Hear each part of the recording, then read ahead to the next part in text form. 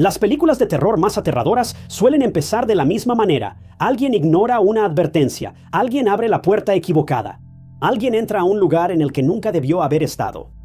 Pero las 5 personas en estos casos no estaban haciendo nada imprudente. Llevaban vidas normales, tomaban decisiones comunes, rodeadas de personas que también parecían normales. Y eso es lo que hace que estas historias sean tan difíciles de olvidar. Porque para cuando alguien se dio cuenta de que estaban dentro de una pesadilla, el final ya había sido escrito.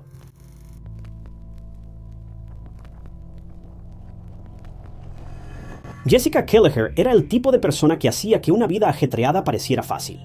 A los 27 años, Jessica vivía en Austin, Texas. Tenía 2 trabajos, seguía estudiando y aún así encontraba tiempo para sus amigos, las risas y sus perros, a los que amaba tanto.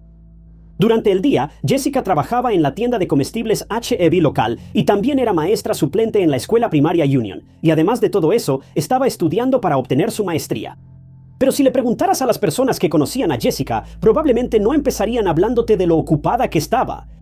Te dirían que era el tipo de persona que hacía que los demás se sintieran incluidos sin siquiera intentarlo. Y aunque su vida estaba llena de trabajo, responsabilidades escolares y planes para el futuro, no parecía alguien que estuviera agobiada por eso.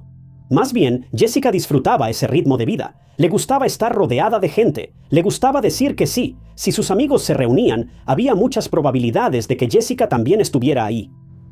Así fue exactamente como pasó el día del trabajo de 2009. El 7 de septiembre comenzó como uno de esos días a los que nadie les presta mayor atención. Hacía calor en Texas, ese tipo de clima que hacía que un día de alberca se sintiera casi obligatorio. Así que Jessica y sus amigos pasaron el día nadando, conviviendo y haciendo una carne asada. Fue tranquilo y normal. Ese tipo de día en que el tiempo se te va volando porque nada parece urgente. Más tarde esa noche, el grupo siguió con la velada. Fueron a un restaurante, tomaron unas copas y jugaron una partida de billar antes de dar por terminada la noche. Pero Jessica no estaba ahí para irse de fiesta sin control. Ella era la conductora designada. Se mantuvo sobria porque tenía responsabilidades que la esperaban a la mañana siguiente. Tenía trabajo, tenía una vida a la que necesitaba regresar. Alrededor de la 1:30 de la mañana, Jessica dejó a su amiga, Melanie. Melanie incluso le ofreció quedarse a dormir, lo cual habría sido bastante fácil. Jessica pudo haberse quedado ahí, dormir un poco y preocuparse por todo lo demás en la mañana. Pero Jessica dijo que no. Ella quería hacer un último mandado antes de irse a casa. Y no era nada dramático, nada fuera de lo común. Solo necesitaba pasar por Walmart y comprar comida para perro. Después de eso, planeaba regresar a su cama, descansar un poco y despertar lista para trabajar al día siguiente. Era el tipo de decisión pequeña que la gente toma todos los días sin pensarlo. Excepto que esta vez se convirtió en el último punto claro que se tuvo antes de que Jessica desapareciera. Al día siguiente, de inmediato algo pareció andar mal, y un compañero de trabajo de Heb llamó a Melanie y le preguntó si había sabido algo de Jessica, porque Jessica no se había presentado a trabajar. Y eso por sí solo era alarmante. Ella no era el tipo de persona que simplemente no se presentaba a un turno sin avisar a nadie. Además, ni siquiera había estado bebiendo la noche anterior. Cuando Melanie la vio por última vez, estaba coherente, alerta, y todavía hablaba de las diligencias que tenía que hacer. Así que este no era un caso de alguien que se quedó dormido después de una noche larga de fiesta. No, algo no estaba bien. Entonces, Melanie se enteró de que Jessica tampoco había llegado a casa. Ella compartía un departamento con el hermano de Melanie, John, así que Melanie lo contactó, esperando que tal vez hubiera llegado tarde y se hubiera ido directo a la cama, pero John tampoco la había visto. No estaba en casa, no estaba en el trabajo, su auto no estaba, y nadie que la quería podía explicar a dónde había ido después de esa parada nocturna. Fue entonces cuando la preocupación se convirtió en pánico. Jessica, una mujer de 27 años con trabajo al día siguiente, una casa a la que regresar y comida para perro aún en su lista de pendientes, ahora estaba reportada como desaparecida. Casi de inmediato, Melanie y su novio empezaron a buscar respuestas. Le pidieron al lugar de trabajo de Jessica que ayudara a rastrear su teléfono, esperando que tal vez eso los llevara a algún lugar, a cualquier parte. Eso tenía sentido. La señal los llevó a una zona cerca de la intersección de la carretera 183 de Estados Unidos y Walton Way en Cedar Park. Así que Melanie y su novio condujeron hasta allí. Y cuando entraron al estacionamiento, vieron algo que les hizo sentir un nudo en el estómago. Un Kia blanco. El mismo auto que manejaba Jessica.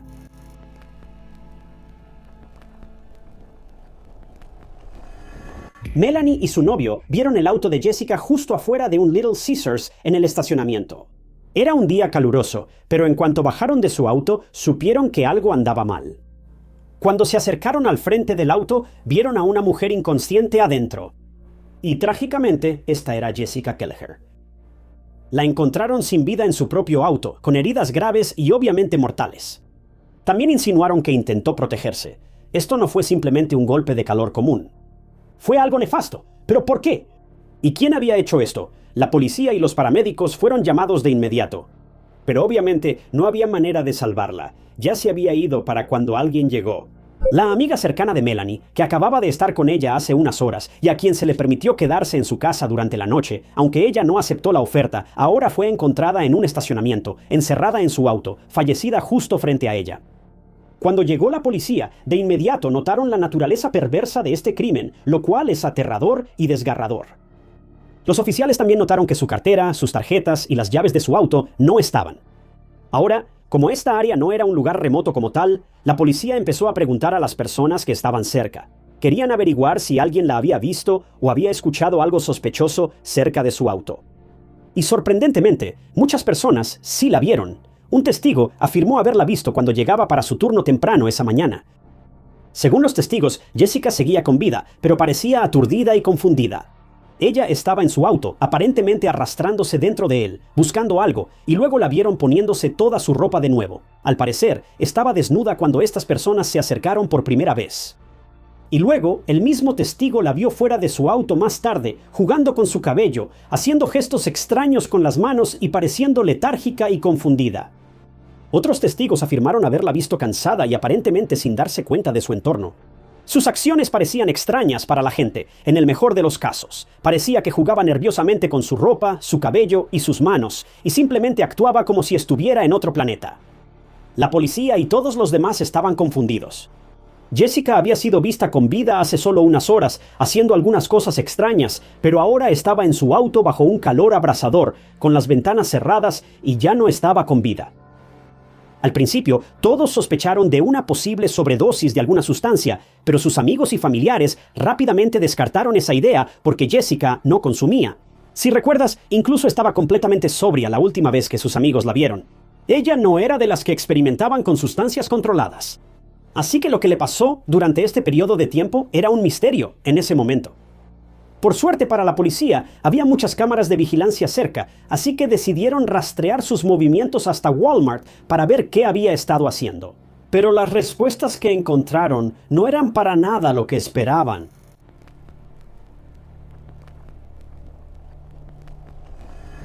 La policía revisó las grabaciones de Jessica entrando a Walmart un poco antes de las 2 de la mañana el 8 de septiembre.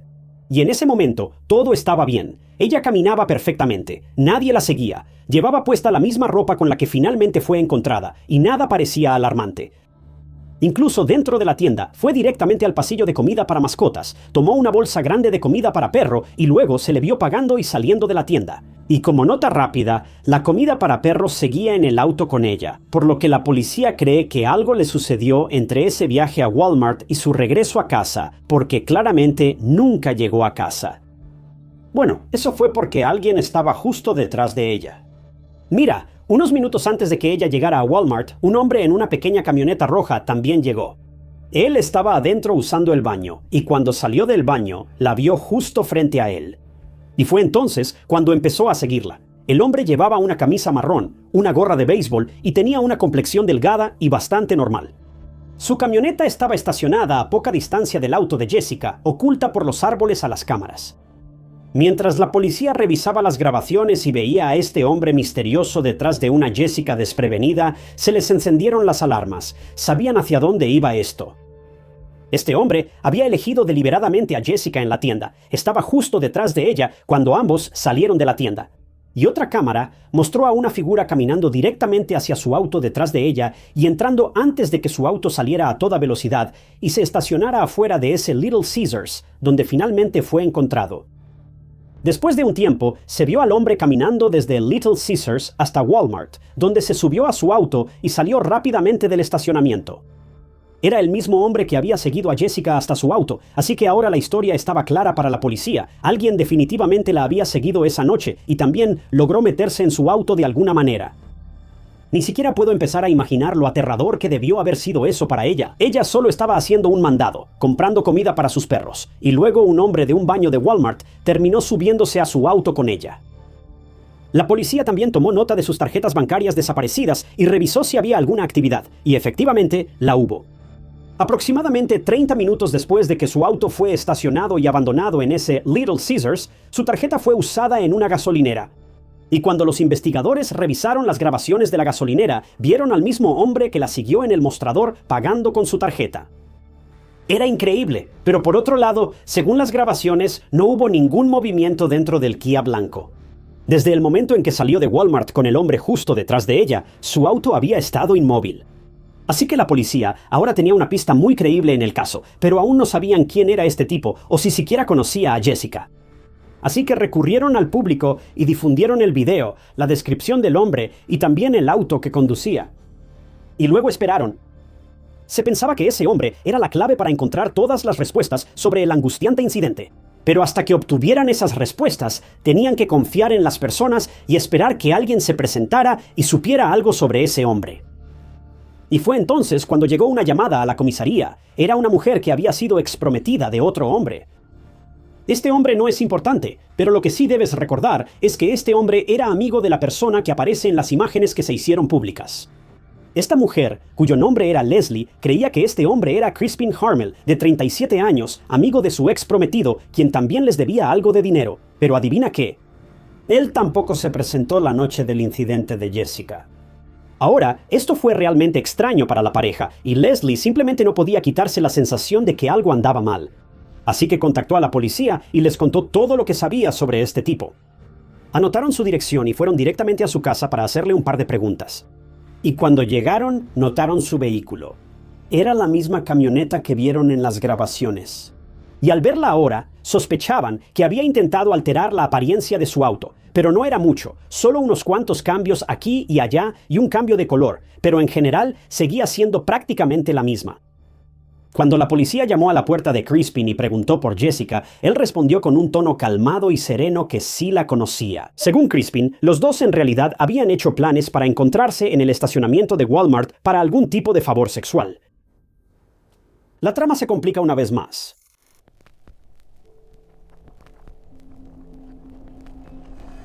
Según Crispin, no había nada sospechoso en que los dos estuvieran en Walmart al mismo tiempo, porque aparentemente habían planeado encontrarse ahí. Se conocieron en un sitio web para adultos en línea y estuvieron hablando por mensajes durante un buen tiempo antes de decidir encontrarse para una cita.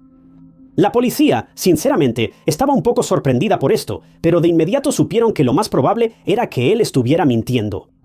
Para empezar, toda la historia y la línea de tiempo no tenían ningún sentido. La policía revisó su teléfono en el momento del ataque y no encontraron ningún registro de que ella hubiera intercambiado mensajes con un hombre llamado Crispin. Aún así, tampoco encontraron ningún registro digital de que ella hubiera visitado alguno de los sitios web para adultos que él mencionó. Ella estaba ocupada con sus dos trabajos, ahorrando para una maestría y disfrutando su vida tal como era. Los investigadores no pudieron encontrar ni una sola pista en ninguno de sus dispositivos electrónicos o en su historial de Internet que corroborara algo de lo que dijo Crispin. En segundo lugar, se puede ver claramente en las grabaciones de vigilancia, tanto dentro como fuera de Walmart, que parece que Jessica simplemente iba con un solo objetivo. Su único objetivo era comprar esa comida para perro y salir de ahí. No parece que esté usando su teléfono ni mirando a su alrededor, tratando de encontrar a alguien. Y también se puede ver a Crispin caminando un par de pasos detrás de ella mientras se le ve salir con su comida para perro. Si él fuera alguien a quien ella esperaba, ¿no estaría caminando junto a ella o algo así? Él la habría alcanzado y se habría presentado. Y si me preguntas, parecía que él caminaba detrás de ella para que no se diera cuenta de que la estaban siguiendo.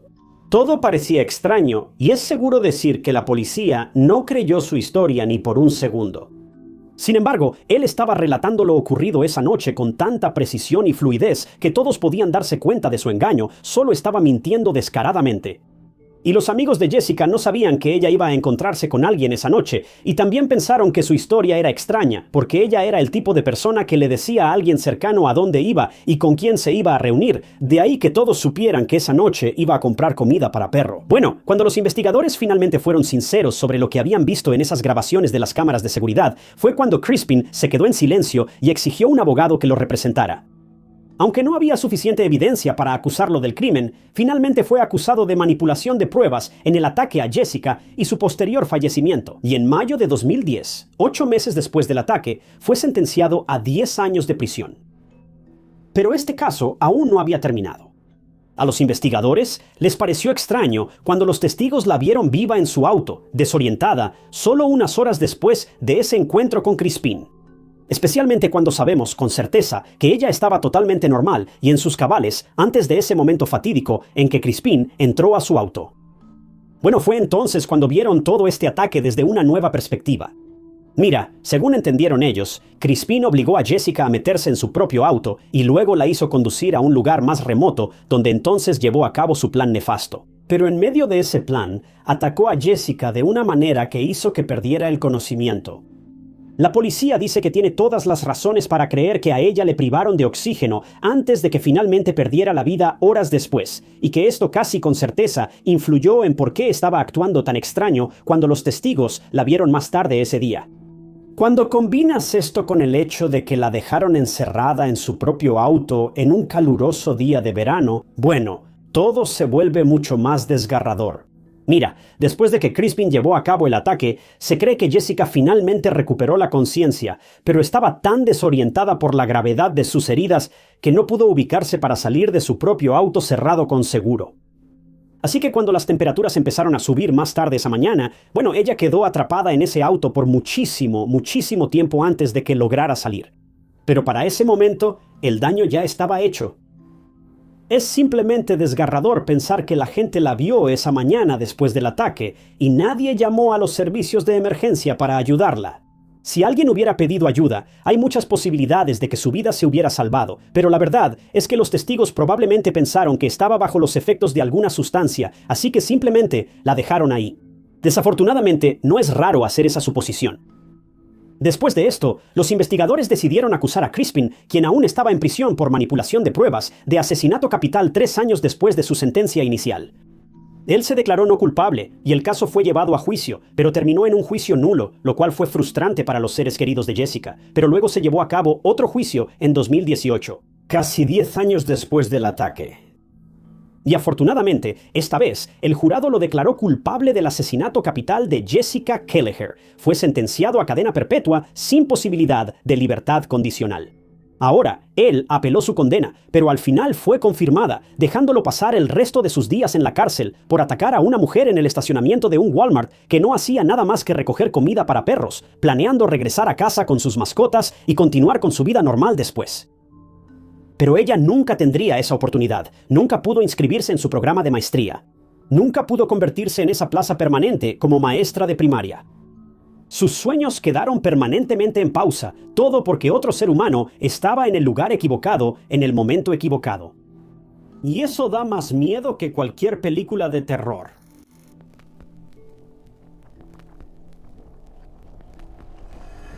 Lauren Hike era el tipo de persona que parecía hecha para estar en movimiento.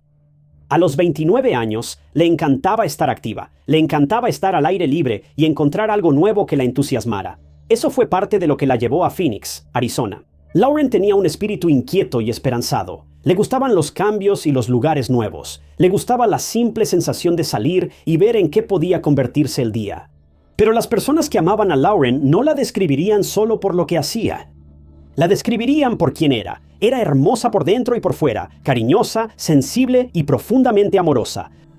Su familia dijo que tenía un corazón de oro desde que era joven y que siempre quería lo mejor para las personas a su alrededor. Y tenía una manera de hacer que incluso los pequeños momentos se sintieran significativos. Lauren trabajaba como esteticista y aunque vivía lejos de su familia en Washington, nunca permitió que la distancia los separara realmente. Llamaba y enviaba mensajes todos los días. Así era ella. Se mantenía conectada, siempre estaba al pendiente, amaba a las personas abiertamente. Y también tenía un grupo maravilloso de amigos en Phoenix, y por lo que todos decían, era el tipo de persona que trataba de notar lo bueno de la vida. Ella agradecía hasta las bendiciones más pequeñas, y el 28 de abril de 2023, eso era exactamente de lo que ella y sus amigos estaban hablando. Ese día, Lauren y sus amigos se preguntaron unos a otros qué cosas agradecían. La respuesta de Lauren fue simple. Ella estaba agradecida de despertar en un día hermoso, salir a caminar y tomar un café después. Nada en la respuesta era dramático, y nada en ella sonaba peligroso. Era solo Lauren apreciando una mañana normal, el tipo de mañana que la mayoría de la gente olvida tan pronto como termina. Pero para Lauren, esa simple caminata se convirtió en lo último que hizo en su vida. Más tarde ese día, salió cerca de East Levy Street, a la altura del 6500, en Phoenix. Se suponía que sería otro momento ordinario en una vida llena de movimiento, gratitud y pequeñas alegrías. Una caminata, aire fresco, tal vez un café después. El tipo de rutina que debería haber terminado con Lauren regresando a casa, llamando a su familia y contándoles sobre su día. Pero nunca tuvo esa oportunidad, porque en algún lugar de ese sendero, lo que comenzó como un día encantador se convirtió en algo aterrador.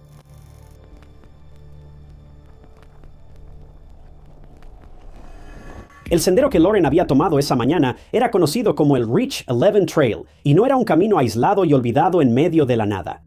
La gente lo usaba todo el tiempo. Algunos lo recorrían solos, otros llevaban a sus parejas, algunos llevaban a sus perros. Era el tipo de lugar que se sentía común, porque era común. Un sendero familiar del vecindario, donde la gente iba a despejar la mente, hacer ejercicio o simplemente disfrutar el día. Pero a la mañana siguiente, el 29 de abril, ese lugar tan normal se convirtió en algo completamente diferente. Una mujer paseaba a su perro por el mismo camino que había tomado Lauren cuando notó algo a lo lejos. Al acercarse, no podía creer lo que veía. A la orilla de este sendero tranquilo, se topó con un cuerpo, pero no con cualquier cuerpo. Se había topado con Lauren Hike, quien yacía boca abajo a un lado del sendero. Según la policía, el estado en el que encontraron a Lauren era inquietante. Estaba cubierta de innumerables heridas. Había evidencia forense por todas partes y sus pertenencias estaban esparcidas por toda el área. Estaba claro que había luchado por su vida, pero al final perdió esa batalla. Y lo que hace que ese detalle sea aún más inquietante es el hecho de que la mujer que la encontró la reconoció. Ya había visto a Lauren en ese sendero antes. Lauren vivía cerca, y claramente este era un lugar que visitaba con frecuencia. Y eso importa, porque demuestra lo normal que era esta ruta para ella. Esto no era un desvío arriesgado ni un atajo desconocido. Era un lugar en el que Lauren parecía sentirse cómoda. Un lugar donde ella debería haber podido caminar, disfrutar del clima y llegar a casa sana y salva. Pero para entonces, las personas en la vida de Lauren ya se estaban dando cuenta de que algo andaba mal. Sus amigos del trabajo notaron que no se había presentado a su turno, y eso de inmediato encendió las alarmas. Lauren no era el tipo de persona que simplemente desaparecería del trabajo sin avisar a nadie. Ella era responsable, siempre estaba en contacto, y cuando alguien así de repente no se presenta, significa que algo ha cambiado. Su ausencia se sintió tan extraña que sus amigos llamaron a la policía para pedirles que fueran a su departamento a verificar que estuviera bien. Y cuando los oficiales llegaron y tocaron a su puerta, nadie respondió. Más o menos al mismo tiempo, una mujer en el sendero también llamó al 911 después de hacer ese terrible descubrimiento. Y muy rápido, la policía empezó a juntar las piezas. Una joven que no se presentó a trabajar, no abría la puerta, y ahora una mujer que coincidía con su descripción había sido encontrada en un sendero. La peor respuesta posible se estaba volviendo imposible de ignorar. Los oficiales acudieron a la zona donde encontraron a Lauren, y los investigadores comenzaron a procesar la escena. Su cuerpo fue llevado para una autopsia, mientras los detectives buscaban en el sendero y las áreas circundantes cualquier cosa que pudiera explicar lo que pudo haber pasado. La autopsia reveló que Lauren había sufrido múltiples heridas graves. Los investigadores también encontraron señales de que había intentado escapar, pero trágicamente no pudo hacerlo. Cerca de ahí, la policía encontró algunas de sus pertenencias, incluido su teléfono, cerca de una cerca de alambre de púas. Ese detalle ayudó a respaldar lo que los investigadores comenzaban a creer. En algún momento, Lauren fue confrontada o atacada, y durante la pelea o la persecución intentó huir. Y en el proceso, parece que dejó caer algunas de sus cosas. Luego, los investigadores encontraron algo más, una sola huella de zapato, y no coincidía con los zapatos que Lauren llevaba puestos. Ese detalle lo cambió todo. Sugería que Lauren no había estado sola ahí afuera. Alguien más había estado en ese sendero con ella.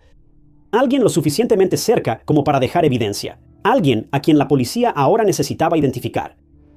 La ropa, los zapatos y otros objetos encontrados cerca de Lauren fueron enviados para pruebas forenses, pero mientras esperaban esos resultados, los investigadores se enfocaron en otra pregunta. ¿Alguna cámara cercana había captado lo que sucedió antes de que Lauren desapareciera de la vista? Porque para ese momento ya había pasado un día completo, ya iban retrasados y cada hora contaba. Así que los oficiales empezaron a revisar las cámaras de vigilancia en la zona, esperando que alguna hubiera alcanzado a captar los últimos momentos de Lauren. Y entonces la encontraron. Una cámara había captado a Lauren caminando por el Reach 11 Trail poco antes de las 11:00 am el 28 de abril.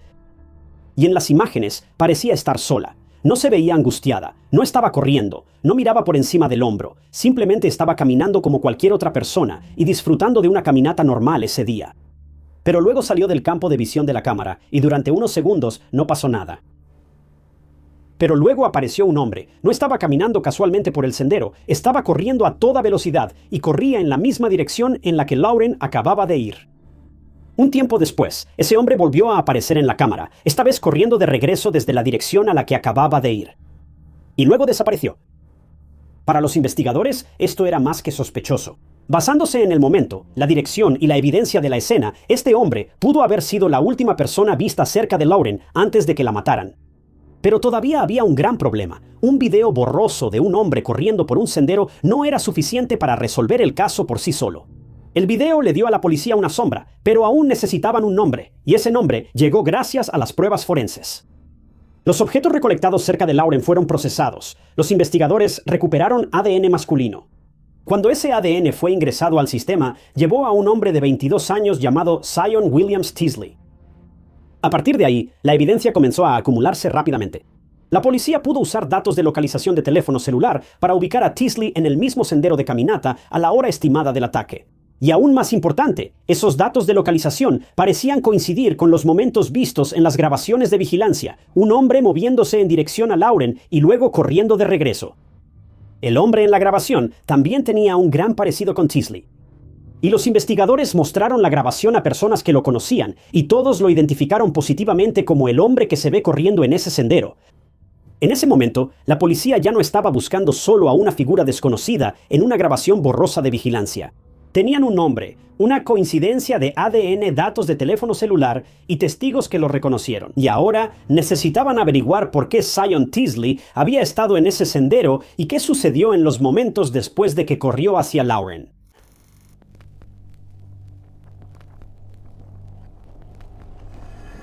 El 4 de mayo de 2023, 6 días después de que Lauren Hake fuera atacada en Reach 11 Trail, la policía encontró la casa de Zion Teasley.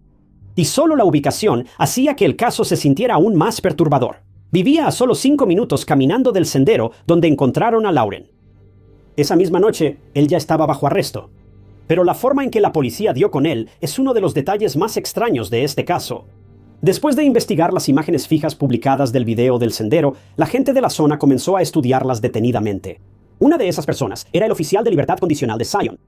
Al principio, algo en esa imagen le llamó la atención, pero no pudo identificarlo de inmediato. Pero entonces lo entendió.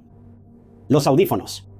El hombre en las imágenes de vigilancia parecía estar usando un par de audífonos similares, y el oficial de libertad condicional se dio cuenta de que había visto a Zion con lo que parecía ser ese mismo par. Ahora, eso por sí solo no era prueba, pero fue suficiente para hacerlo sospechar.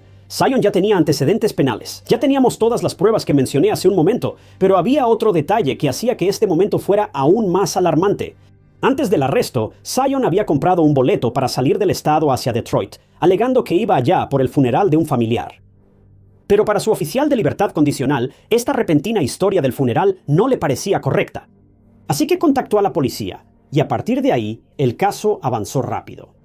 Durante su entrevista con la policía, los investigadores le preguntaron a Zion sobre su paradero y si conocía el sendero para caminatas. Cuando le mostraron una imagen fija del video de vigilancia, Zion inicialmente confirmó que la persona en la grabación era él. Pero casi de inmediato empezó a retractarse, actuando como si no estuviera completamente seguro. Sin embargo, eso no fue lo único que los investigadores encontraron preocupante. Zion también era conocido por portar un arma, y según el caso, esa arma coincidía con las heridas. Lauren había sufrido, y para ese momento, la evidencia ya no solo apuntaba vagamente en su dirección. Comenzaba a rodearlo. Pero antes de profundizar en esa entrevista, es importante entender un poco sobre Zion Teasle y realmente lo que estaba pasando antes de la muerte de Lauren. Y según lo que se ha informado públicamente, Zion había sido criado como cristiano, y sus propios escritos y actividad en línea sugerían que luchaba profundamente con preguntas sobre su sexualidad, su identidad y su fe. Esos conflictos aparecían en entradas de su diario, búsquedas en línea y conversaciones. En marzo de 2019, también ingresó al Cuerpo de Marines para recibir entrenamiento allí. Y se fue aproximadamente 3 meses después sin completar el curso, pero no ha quedado muy claro por qué se fue, ni si fue voluntariamente o si lo retiraron. También hubo afirmaciones de que Zion había luchado contra la depresión. Pero lo que se sabe es que antes de la muerte de Lauren, también lo habían despedido de un trabajo por ser hostil hacia empleadas. Supuestamente, también había robado productos de ese lugar de trabajo. Así que incluso antes de este caso, ya había señales de inestabilidad, agresión y comportamientos que preocupaban a las personas a su alrededor. Y luego estaba su historial criminal. En el momento en que Lauren fue atacada, Zion estaba en libertad vigilada.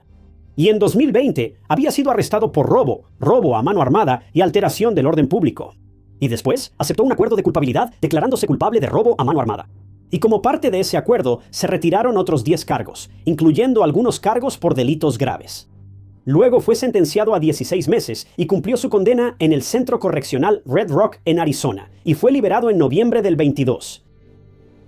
Lauren fue asesinada solo 5 meses después. Al momento de su liberación, según se informa, había sido clasificado como una persona de riesgo medio-bajo con una baja probabilidad de reincidir. Pero en retrospectiva, esa evaluación se convertiría en uno de los detalles más inquietantes de todo el caso. Pero hasta ahora no se había dado un motivo claro para la muerte de Lauren. Y durante el interrogatorio, Zion no aclaró nada, fue inconsistente, evasivo y en ocasiones profundamente inquietante. En un momento parecía estar seguro de que él era el hombre en el video, pero después se retractó de esa declaración. Y luego sus respuestas se volvieron aún más extrañas. En un momento, afirmó que quería parecerse a Lauren y dijo que le había tomado fotos en el sendero.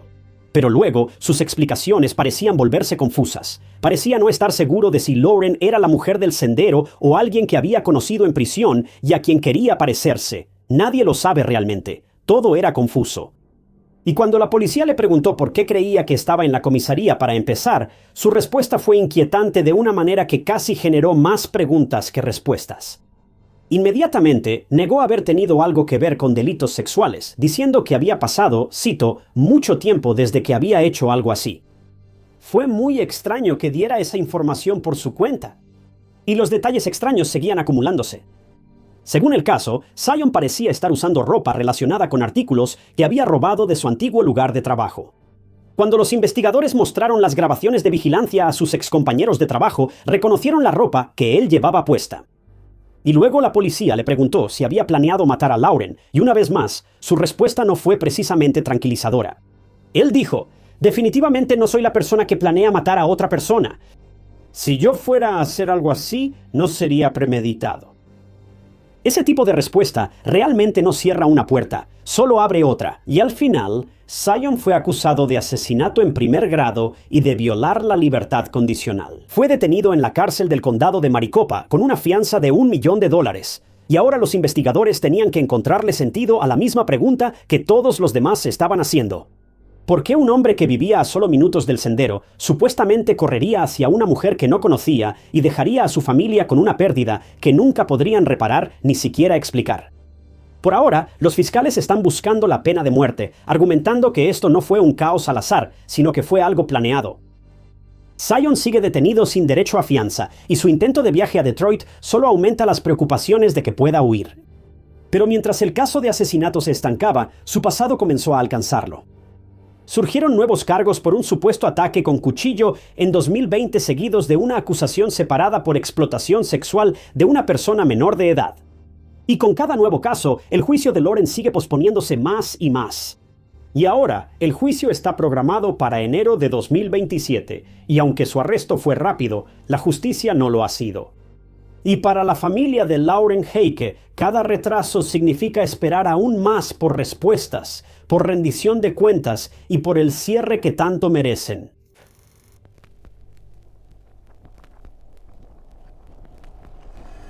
No esperarías que la hija de un detective se viera envuelta en una historia de crímenes reales. Pero en el caso de Georgia Williams, eso fue exactamente lo que sucedió. Ahora, Georgia no fue la primera víctima de este criminal, pero los investigadores se aseguraron de que fuera definitivamente la última. Georgia fue atraída a la casa de alguien con quien se sentía completamente cómoda, alguien en quien confiaba más que en cualquier otra persona en el mundo. Pero esta idea de confianza se rompió rápidamente cuando Georgia se dio cuenta de que estaba a punto de enfrentar mucho más de lo que esperaba. Georgia fue sometida a lo que probablemente fueron horas y horas de un terror indescriptible, algo que no te puedes imaginar. Lo que debió haber sido una noche tranquila entre amigos se convirtió en una verdadera pesadilla. Georgia Williams nació en un día fresco a mediados de septiembre de 1995 en Shropshire, Inglaterra. Tenía una hermana que era un poco mayor que ella, y ambas crecieron en el hogar de sus padres, Lynette y Steve Williams, y Steve era detective. Georgia es recordada por ser una chica muy vivaz, que siempre estaba llena de energía, alguien que podía hacerse amiga de casi cualquiera, el tipo de persona que muchos de nosotros aspiramos a ser. Sin embargo, durante su infancia, Georgia no siempre la tuvo fácil. Cuando estaba en la secundaria, empezó a ser acosada bastante. Afortunadamente, este acoso no duró mucho tiempo, y después de soportar algunos años de molestias y dolor, llegó la preparatoria, y fue entonces cuando las cosas realmente empezaron a tomar forma para Georgia. Para cuando llegó a los 16 o 17 años, la suerte de Georgia había cambiado por completo. Y no solo ahora era considerada una de las chicas populares, sino que eventualmente fue elegida como la presidenta de su clase. Ahora, para cualquiera que no esté familiarizado con este término, incluyéndome a mí, básicamente es el equivalente británico de ser presidente de clase, un solo estudiante que los demás han elegido para ser la voz principal de todo el alumnado. No hace falta decir que Georgia tuvo una época bastante próspera en la preparatoria, y cuando su etapa escolar finalmente comenzó a llegar a su fin. Cuando cumplió 17 años, reveló que planeaba continuar con su educación para poder convertirse en paramédica de la Fuerza Aérea, una posición increíblemente noble a la que aspirar. Sin embargo, para hacer realidad estos sueños, necesitaba financiar su futura educación, y para lograrlo, decidió conseguir un trabajo en una gasolinera local. Después de comenzar a trabajar en la gasolinera, Georgia hizo amigos increíblemente rápido. No pasó mucho tiempo antes de que se llevara bien con todos los miembros del personal. Pero había un chico en particular en quien Georgia se interesó. Ella notó que él era increíblemente tímido y que realmente no convivía con el resto del equipo, pero ella quería cambiar eso. Sabiendo muy bien cómo se sentía ser un marginado en sus años más jóvenes, Georgia se aseguró de dedicarle tiempo a este chico para que se sintiera bienvenido y aceptado. Este hombre sería Jamie Reynolds, quien tenía unos 22 años en ese momento. Georgia hizo todo lo posible para asegurarse de que Jamie fuera invitado a todas las reuniones y convivencias de los compañeros de trabajo. Aunque él no era el tipo de persona que realmente solía dejarse ver en ambientes sociales o en público, bueno, las cosas cambiaron rápidamente. En cuanto empezó a pasar tiempo con Georgia, fue como si toda su personalidad hubiera cambiado. Mientras que antes había sido reservado, torpe y tímido, su confianza por fin salió a relucir. Estaba claro que se estaba desarrollando un vínculo profundo entre los dos, pero parece que no estaban realmente en la misma sintonía. Como probablemente ya esperabas, en poco tiempo, Jamie se enamoró perdidamente de Georgia. Pero había un problema. Ella realmente no sentía lo mismo al respecto. Jamie terminó invitando a Georgia a un par de citas, pero ella lo rechazó y le explicó que en ese momento no estaba buscando un novio. Ella estaba más enfocada en hacer realidad sus sueños profesionales. Y le explicó de la manera más amable que pudo que solo quería ser su amiga. Jamie estaba comprensiblemente molesto por esto, pero dejó en claro que entendía perfectamente por qué Georgia lo había rechazado. Él aceptó el rechazo con calma y básicamente simplemente lo dejó pasar. O al menos eso parecía. Como cualquiera que ha sido rechazado sabe, que te rechacen no siempre es fácil. Ahora, es bastante sencillo dejar que la situación pase y seguir con tu vida. Pero que sea sencillo no significa que sea fácil. Jamie lo entendía muy bien, porque esto fue una de las cosas más difíciles que había hecho en su vida. Parecía que Georgia era de las únicas personas que realmente estaban dispuestas a prestarle atención a Jaime, y él tenía miedo de dejarla ir. Así que ideó un plan para asegurarse de que eso nunca pasara. Para cuando Jaime cumplió 23 años, él y Georgia habían sido amigos durante casi un año. Como sentía que podía confiar en ella, Jaime había hablado con Georgia varias veces sobre lo insatisfecho que estaba con su vida. No podía imaginar la idea de que lo mejor que la vida le ofrecería sería trabajar en una gasolinera. Él quería más, ¿y quién podría culparlo? Georgia habló con él sobre cuáles eran sus sueños, cuáles eran sus pasatiempos y qué quería hacer con su vida. Jamie explicó que una de sus mayores pasiones era la fotografía. Y fue entonces cuando Georgia le sugirió que intentara trabajar como fotógrafo. Busca personas para tomarles fotos, tal vez fotografiar bodas, cosas por el estilo. A Jamie le encantó esta idea, tanto que le pidió a Georgia que lo ayudara a crear un portafolio profesional para mostrar su trabajo. No solo eso, sino que le pidió a Georgia que fuera su primera modelo, y ella aprovechó la oportunidad para ayudar a su amigo. El plan era que Georgia y algunos otros fueran a la casa de Jamie el 26 de mayo de 2013. Habían planeado una gran sesión de fotos para ese día, para que Jamie pudiera tomar montones de fotos de varias personas y así asegurarse de que su portafolio fuera lo más diverso posible. El único problema era que Georgia pronto se enteraría de que su familia había planeado una gran fiesta de barbacoa ese mismo día y que sus abuelos también vendrían de visita por un corto tiempo. Georgia no quería perderse esa barbacoa, pero tampoco quería decepcionar a Jamie. Ella sabía que los dos vivían a solo 4 o 5 minutos de distancia, así que decidió arreglarse e ir a la sesión de fotos y luego regresar rápido a casa para poder pasar tiempo con sus abuelos. Se arregló el cabello, se puso unos jeans y una chaqueta de cuero y luego se fue. Sería alrededor de las 7:30 de esa tarde cuando Georgia salió rumbo a la casa de Jamie. Su familia esperaba que regresara en poco tiempo, tal vez entre 30 minutos y 1 hora, pero cuando pasaron 3 horas completas, empezaron a preocuparse un poco. No estaban preocupados ni nada, pero no podían entender qué era lo que estaba tardando tanto. Su mamá terminó mandándole un mensaje para asegurarse de que todo estuviera bien, y Georgia le explicó que habían terminado la sesión de fotos hacía un buen rato y que había estado pasando el rato con amigos ahí, y simplemente perdió la noción del tiempo. Georgia explicó que probablemente no llegaría a casa hasta bastante tarde esa noche, avisándoles que no la esperaran despiertos. Con eso, sus padres se fueron a dormir esa noche. Pero no tenían idea de que la persona con la que habían estado enviándose mensajes no era Georgia. A la mañana siguiente, a las 6:30 de la mañana, la mamá de Georgia se dio cuenta rápidamente de que Georgia todavía no había regresado a casa. Aquí es cuando las cosas realmente empezaron a volverse extrañas, porque su mamá sabía que Georgia tenía un festival de música programado para más tarde ese día y no se lo perdería por nada del mundo. Había estado planeando asistir durante semanas. Sus papás asumieron que probablemente solo iría al festival desde la casa de su amiga, así que, de nuevo, no le dieron demasiada importancia. Después de todo, Georgia nunca había sido el tipo de persona que se metía en problemas, así que asumieron que ya lo tenía todo planeado, como siempre lo hacía. Sin embargo, más tarde esa noche, empezaron a sospechar. Mira, Georgia todavía no tenía su licencia de conducir y estaba tomando clases de manejo antes de presentar su examen para asegurarse de conocer bien todos los pormenores. Sus clases estaban programadas para la mañana siguiente, así que sus padres esperaban que regresara a casa esa misma noche, pero nunca lo hizo. Se quedaron despiertos hasta tarde esa noche, esperando que llegara en cualquier momento, pero nunca supieron nada de ella. También dejó de responder mensajes y llamadas. Ya entrada la noche, sus padres empezaron a llamar a amigos, familiares, a cualquiera que pudiera haber visto a Georgia, pero nadie la había visto. Cuando Georgia aún no había regresado a casa a la mañana siguiente y eventualmente faltó a su clase de manejo, fue cuando sus padres llamaron a la policía para reportarla como persona desaparecida. Cuando la policía llegó a la casa de los Williams más tarde ese día para tomar sus declaraciones, hicieron todas las preguntas habituales, incluyendo cuándo fue la última vez que vieron a su hija y dónde se suponía que debía estar.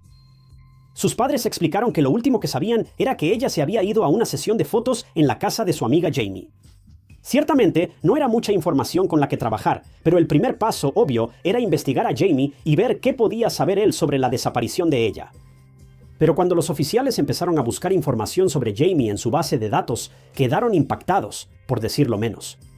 Al revisar el perfil de Jamie en su sistema, rápidamente se enteraron de que Jamie fue detenido por oficiales en 2008 por intentar quitarle la vida a una adolescente.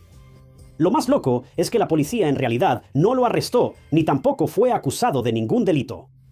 Ahora, estoy seguro de que hay más en la historia de lo que se ha informado, pero esto definitivamente me parece extraño. Al final, Jamie solo recibió una advertencia y se le permitió irse sin ninguna repercusión, mientras que esta chica inocente quedó con un trauma de por vida. Esto me parece totalmente una locura, pero de nuevo, siento que debe haber más en la historia que esto. Seguramente la policía no fue tan negligente. Pero la verdad es que tal vez sí lo fueron. Afortunadamente, los investigadores no estaban dispuestos a tomar el caso de Georgia tan a la ligera. Ahora sabían que Jamie tenía antecedentes de violencia, así que comenzaron la búsqueda de Georgia, trabajando a toda máquina. Llegaron a la puerta de Jamie y tocaron, pero no recibieron respuesta. Desesperados por respuestas, no perdieron tiempo. Derribaron su puerta y entraron a la fuerza. Registraron cada rincón de la casa, pero no encontraron ninguna señal de Jamie. Inmediatamente pidieron apoyo, y ahora Jamie era considerado un hombre buscado. Los detectives primero fueron a la gasolinera donde trabajaban Jamie y Georgia, pero ninguno de sus compañeros de trabajo los había visto en días y ambos habían faltado a sus turnos. Esto no eran buenas noticias. Rastrearon los detalles de la camioneta de Jamie y enviaron la información a todos los oficiales disponibles para que estuvieran atentos al vehículo. Después de buscarlo por todos lados en busca de alguna señal de él, los oficiales finalmente lo localizaron a más de 200 millas de distancia en Escocia, de todos los lugares posibles. Este hombre no solo se había ido de la ciudad, huyó completamente del país. Esto era toda la información que la policía necesitaba para saber que Jamie estaba tramando algo. ¿Pero qué era? Cuando la policía lo interrogó sobre Georgia, rápidamente fingió no saber nada y lo dejó así, insistiendo en que no tenía conocimiento de a dónde fue Georgia después de la sesión de fotos ese día. Los investigadores no se tragaron nada de eso. Lo detuvieron y lo transportaron hasta Shropshire para un interrogatorio adecuado. Pero las noticias que él revelaría, bueno, no eran nada que la familia de Georgia quisiera escuchar. La policía ahora sospechaba mucho de Jamie. De hecho, los mensajes de texto que la familia de Georgia recibió la noche en que ella desapareció, ahora también estaban siendo cuestionados, ya que Jamie pudo haber sido quien los envió. Considerando que tenía antecedentes de agresión y fue encontrado mientras huía del país, la policía ahora tenía suficiente evidencia para registrar su casa en busca de pistas sobre Georgia. No sabían cómo estaba involucrado en la desaparición de Georgia, pero al menos estaban muy seguros de que él sabía más de lo que admitía saber sobre Georgia. Mientras registraban su casa, lograron localizar la cámara que había estado usando el día de la sesión de fotos. Por suerte para ellos, la tarjeta SD también seguía dentro de la cámara. El único problema era que la tarjeta había sido completamente borrada, no quedaba ni una sola foto. Pero los investigadores no iban a dejar que esto los detuviera. Los detectives llevaron la tarjeta SD a su equipo de informática forense, y sin mucho problema, el equipo pudo recuperar todas las fotos borradas. Verás, cuando borras una foto de algo como una tarjeta SD o un disco duro, esas fotos en realidad no se eliminan. Para decirlo en términos muy simples, básicamente solo se mueven a una carpeta oculta donde simplemente se quedan ahí y esperan hasta que ese espacio sea necesario para otros archivos. Entonces, se irán eliminando gradualmente una por una. Podrías pensar en esto como tirar algo a la basura, pero sin sacar la basura. Sí, la basura ya no está en tu camino, pero hasta que se lleve al basurero, es bastante fácil simplemente sacar las cosas de nuevo del bote. Básicamente así fue como se recuperaron estas fotos. Cuando los especialistas forenses lograron recuperar las fotos, nada pudo prepararlos para lo que habían encontrado.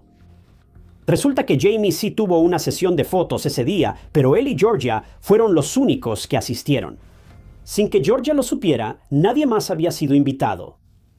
La sesión de fotos comenzó como cualquier otra sesión normal. Había varias fotos de Georgia luciendo feliz, sonriendo y posando. Pero de repente, el tono de las imágenes cambió. Pronto, Georgia aparecía sin ropa. Las cosas solo empeoraron a partir de aquí, ya que las siguientes fotos mostraban a Georgia con una cuerda colgando flojamente alrededor de su cuello y una expresión muy preocupada y aterrorizada en su rostro. Las siguientes fotos, bueno, eran peores. Era increíblemente claro que Georgia estaba siendo retenida en contra de su voluntad. Lo que era aún más claro es que, entre dos de las fotos, las cosas tomaron un giro trágico y Georgia ahora había perdido la vida. Inmediatamente después de que le quitaron la vida a Georgia, Jamie continuó tomando cientos de otras fotos, literalmente cientos, de ella en varias poses y desde diferentes ángulos, y así sucesivamente. De verdad no puedo entrar en todos los detalles de lo que mostraban estas fotos, pero era algo que no te podrías imaginar jamás. Esto fue horrendo, y eso es decirlo muy suavemente. La policía continuó registrando la casa de Jaime, y fue entonces cuando encontraron, además de las fotos de Georgia, un mínimo de 16.800 fotos que mostraban actos increíblemente violentos realizados contra varias personas. Los detectives no creen que Jaime haya tomado todas estas fotos él mismo, si es que tomó alguna, pero simplemente poseerlas ya era un delito. También se encontraron 72 videos de contenido gráfico, y de nuevo, cada uno era más y más violento que el anterior. Considerando que Jaime todavía vivía con sus padres cuando todo esto salió a la luz, se les pidió a sus padres que hablaran con los oficiales para dar su versión de los hechos, con la esperanza de que pudieran arrojar algo de luz sobre la situación y explicar cómo había sucedido todo esto y cómo Jaime logró conseguir esas fotos y videos. Lo que sus padres le dijeron a la policía fue realmente impactante, porque lo que la policía encontró en la habitación de Jaime no era nada nuevo. De hecho, sus padres lo sabían desde hacía casi una década. Cuando todo esto estaba ocurriendo, la sesión de fotos, el crimen y todo lo demás, los padres de Jaime estaban fuera de la ciudad de vacaciones. Pero en cuanto recibieron la llamada de los investigadores sobre el arresto de Jaime, regresaron a casa tan rápido como pudieron. Cuando la policía confrontó a la pareja sobre lo que habían encontrado en la habitación de Jaime, se quedaron boquiabiertos. Verás, ellos sabían de las fantasías de Jaime, por decirlo suavemente. Sabían que él había estado viendo videos sexuales violentos desde hace bastante tiempo. Cuando la policía los presionó sobre este tema, los padres de Jaime admitieron que la primera vez que lo sorprendieron viendo videos así fue cuando él tenía solo 14 años.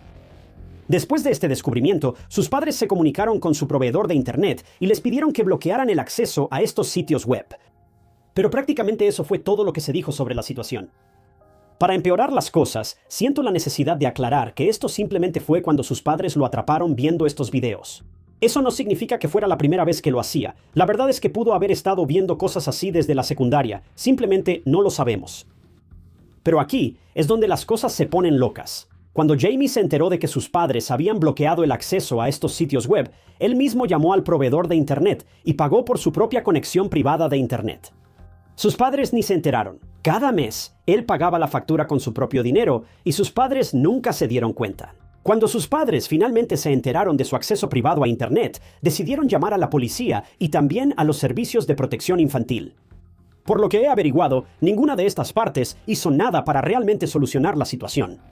Encontré un informe que afirmaba que poseer estos videos ni siquiera es ilegal en Inglaterra, pero personalmente me cuesta creerlo. Si estos videos eran tan violentos como algunas fuentes sugieren, entonces puede que estuvieran documentando crímenes reales, lo cual, de hecho, es un delito en sí mismo, al menos aquí en Estados Unidos. Creo que es razonable suponer que esto también sería un delito en Inglaterra, pero puedo estar equivocado. Pero de cualquier manera, nadie hizo nada al respecto.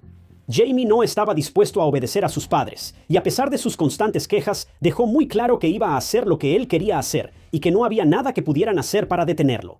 Jamie siguió creciendo rodeado de este contenido increíblemente dañino, y no hace falta decir que tuvo un efecto profundo en él en sus años posteriores, como lo demuestra este mismo caso. Cuando la policía continuó registrando la casa de Jamie después de su arresto, lograron encontrar al menos 40 blocs de notas diferentes en los que Jamie había escrito historias y fantasías sobre lo que quería hacerle a Georgia, así como a varias otras mujeres. Ahora, esto no era el típico material de fanfiction que encontrarías en internet. No, estas eran historias sumamente detalladas e increíblemente explícitas sobre lo que planeaba hacerle a una mujer si alguna vez se le presentaba la oportunidad. Cada una de estas historias terminaba de la misma manera, con las mujeres perdiendo la vida. Mientras la policía revisaba cada una de estas historias, encontraron una que les llamó la atención. Se titulaba Georgia Williams en sorpresa. La historia documentaba con detalle explícito exactamente lo que le sucedió a Georgia ese día. Era como una narración paso a paso del crimen. Según un artículo, la policía dice que él comenzó a escribir la historia en enero y la terminó solo unas semanas antes de que el crimen realmente ocurriera. Cuando la policía confrontó a Jamie sobre esta historia, él no cedió. Él continuó afirmando que era inocente y no cooperó en absoluto con la investigación. Esto significaba que la policía tuvo que recurrir al trabajo detectivesco de toda la vida para averiguar qué le había pasado exactamente a Georgia y dónde estaba ahora. Su investigación comenzó primero en una gasolinera cercana. No está claro si esta es la misma estación donde ambos habían trabajado o si era una estación completamente diferente. Jamie fue captado por las cámaras de seguridad aquí, llenando su camioneta de gasolina. Se cree que en ese preciso momento, Georgia ya había sido escondida en la parte trasera del vehículo.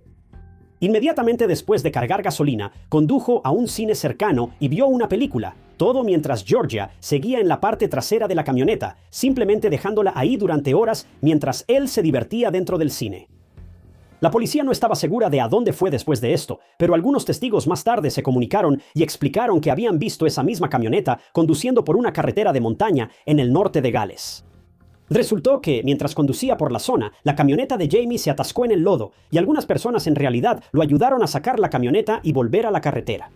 Todo ese tiempo, probablemente Georgia seguía en la parte trasera. Esto fue lo que llevó a la policía a dirigirse al bosque donde la camioneta se atascó y revisar los alrededores. Efectivamente, en la densa maleza del bosque encontraron el cuerpo de Georgia, arrojado entre los árboles como si fuera un animal. Está de más decir que, en su juicio poco tiempo después, Jamie fue declarado culpable. Curiosamente, él estuvo proclamando su inocencia hasta el mismo día del juicio. Luego, mientras estaba ante la corte, finalmente cambió su tono y se declaró culpable. Él fue la persona más joven en la historia de Inglaterra en recibir una sentencia de cadena perpetua sin posibilidad de libertad condicional. Tras el juicio, salió a la luz que no solo la policía le falló al público en 2008 cuando Jaime intentó quitarle la vida a esa adolescente, sino que varias otras instituciones tampoco lograron mantener a este hombre fuera de las calles. Una enfermera de salud mental hizo una declaración pública en la que dijo que sabía sobre el comportamiento violento de Jaime años antes del juicio. Ella recordó una serie de dibujos que Jaime había hecho, presumiblemente cuando era niño, en los que cada uno mostraba a una mujer con una cuerda alrededor del cuello. Según esta enfermera, no se hizo nada al respecto y la situación simplemente se desvaneció. Ahora, ella no dijo esta parte directamente, pero su manera de expresarse me hizo pensar que tal vez intentó hablar con los investigadores sobre esto, pero si lo hizo, no llegó a nada. Para este punto, los padres de Jaime también estaban muy conscientes de sus tendencias violentas, ya que lo habían sorprendido viendo los videos mencionados en varias ocasiones.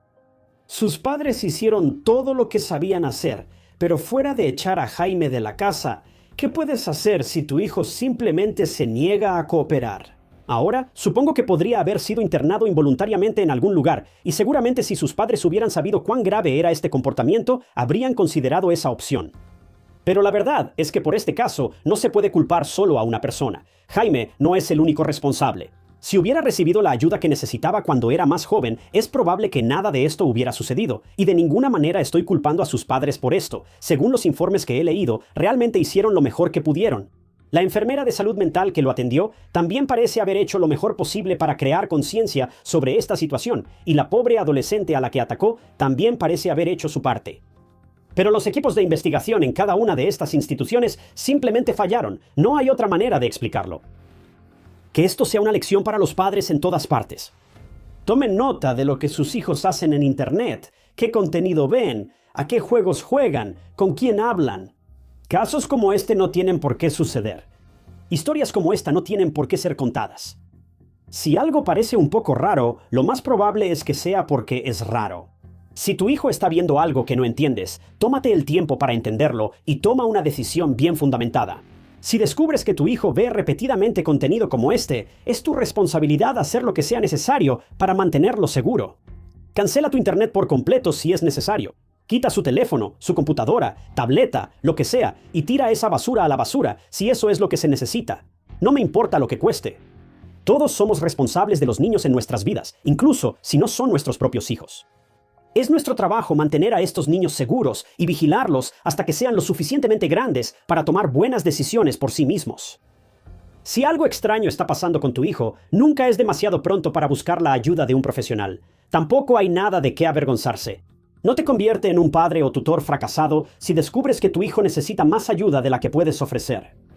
Lo que te convierte en un padre o tutor fracasado es no estar dispuesto a pedir ayuda y admitir cuando tanto tú como tu hijo la necesitan. Al final, en la situación de Jamie, sus padres no sabían cuán perturbado estaba realmente, y sus padres acudieron a la policía y a expertos en salud mental en busca de ayuda. Pero tristemente, eso aún no fue suficiente porque sus súplicas cayeron en oídos sordos. No sé a quién considerar responsable de esto, pero siento con cada fibra de mi ser que esto se pudo haber evitado. No tenía que terminar así.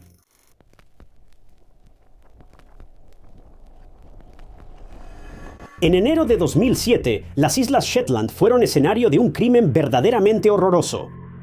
Los investigadores dicen que el famoso autor de libros infantiles, Richard Horne, mejor conocido como Harry Horse, se quitó la vida junto a su esposa Mandy en un aparente pacto romántico.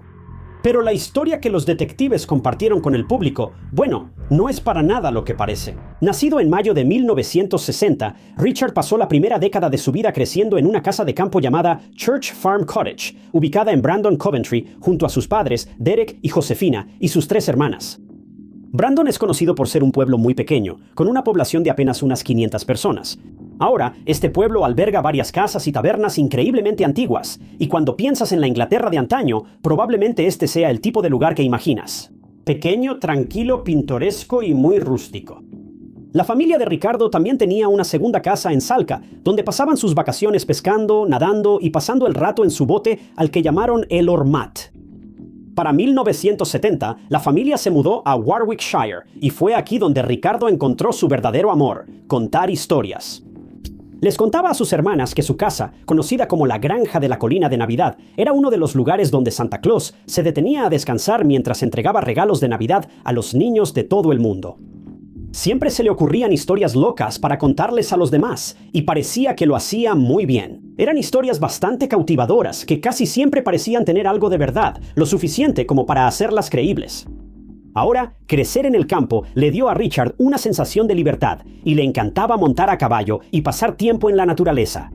De hecho, muchos años después, tras su fallecimiento, se contaban historias de cómo su caballo solía regresar solo a casa cuando Richard aún no estaba listo para volver. Y eso dice mucho de cuánto amaba Richard estar al aire libre, cuando incluso su propio caballo parecía decir, bueno, creo que ya es suficiente. En cuanto a cómo obtuvo el seudónimo por el que era tan conocido, bueno, todo fue gracias al director de su escuela, quien durante la lista de asistencia accidentalmente pronunció su apellido como Horse en vez de Horn. Y el apodo se le quedó para el resto de su vida, cuando decidió que sería el seudónimo perfecto, Harry Horse. A los 13 años, empezó a apasionarse por el cricket, un deporte popular en el Reino Unido. Comenzó a jugar cricket mientras asistía al colegio Wrexham, y aquí Richard realmente empezó a perfeccionar sus habilidades como narrador e ilustrador, e incluso ganó premios por sus dibujos. Después de graduarse del colegio Wrexham, Richard consiguió un trabajo en una firma de abogados, donde empezó a adquirir experiencia valiosa. Pero para Richard, bueno, su atención estaba más enfocada en el lado artístico de su personalidad, como lo demostró una decisión que tomó cuando cumplió 19 años. Una decisión que alteraría el curso de su vida para siempre.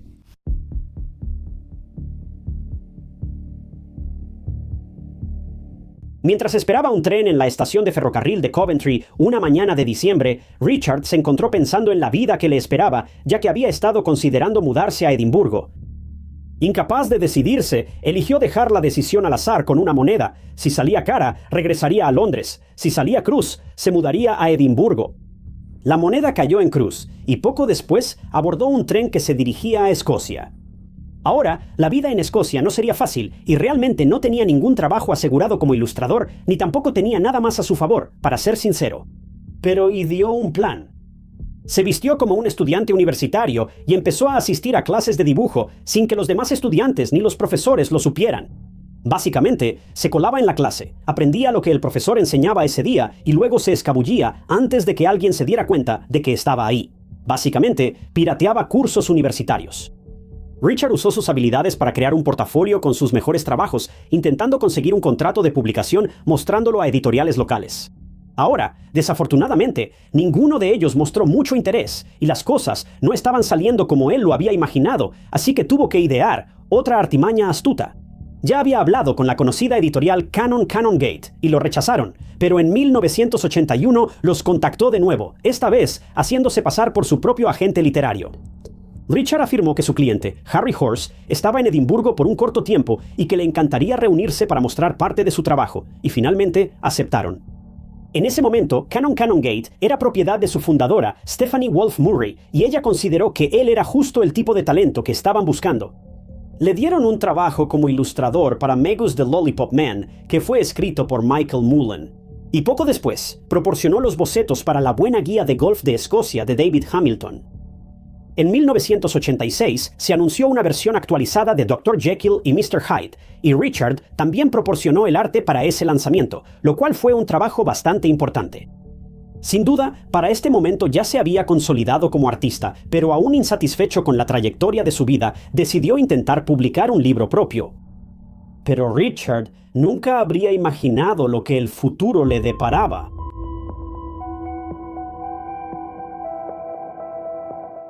Richard escribió su primer libro titulado El Loco Ocopogo, Mi viaje con el monstruo del lago Ness. Y de manera increíble, sus primeros esfuerzos lo llevaron a recibir un premio literario del Consejo de las Artes de Escocia. Esto benefició muchísimo su carrera y pronto empezó a producir muchos más libros infantiles populares, la mayoría de los cuales incluían personajes animales. Su libro, Los últimos osos polares, marcó su debut en la pantalla chica, ya que fue adaptado a una película animada. Y poco después, dos de sus otros libros, Los últimos vaqueros y Un amigo para el osito, también llegaron a la televisión. Y la carrera de Ricardo ahora estaba en pleno auge. Finalmente, había logrado convertirse en un autor e ilustrador publicado, y su vida se estaba perfilando justo como siempre la había soñado. Para 1989, Ricardo había comenzado a explorar otros aspectos de su creatividad y había formado su propia banda, haciendo giras por todo el país.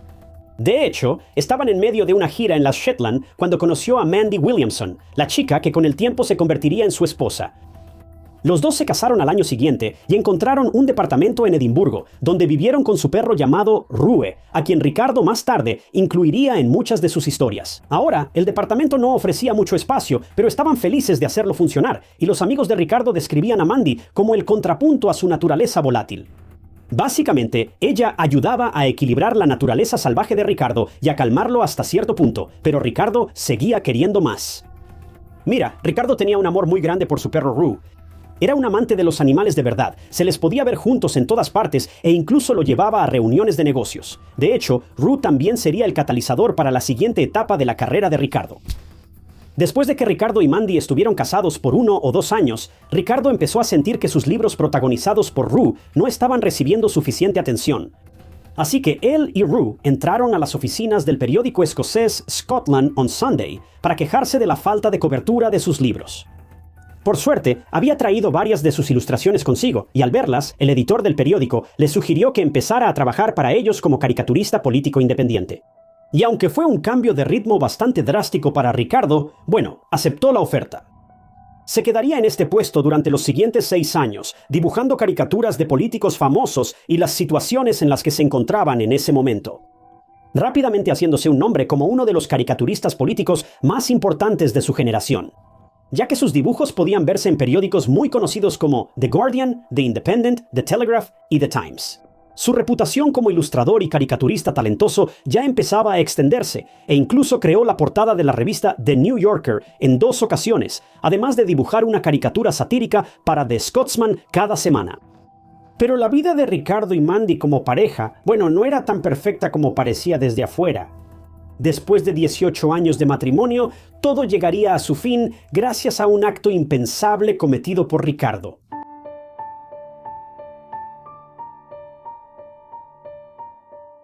Para el 2004, Ricardo y Mandy habían decidido regresar a las Islas Shetland, en Escocia. Esta decisión llegó después de que recibieron la desafortunada noticia de que Mandy sufría de una forma muy agresiva de esclerosis múltiple. El cambio en el comportamiento de Ricardo a partir de ese momento es un testimonio de cuánto amaba a su esposa, ya que se volvió cada vez más deprimido por el deterioro de la salud de ella, y no pasó mucho tiempo antes de que comenzara a usar sustancias ilegales para sobrellevar la pérdida de movilidad de Mandy y su vida juntos. Su familia revelaría más tarde que a él le resultaba cada vez más difícil verla luchar contra la enfermedad, y eso lo llevó a caer en una depresión muy profunda.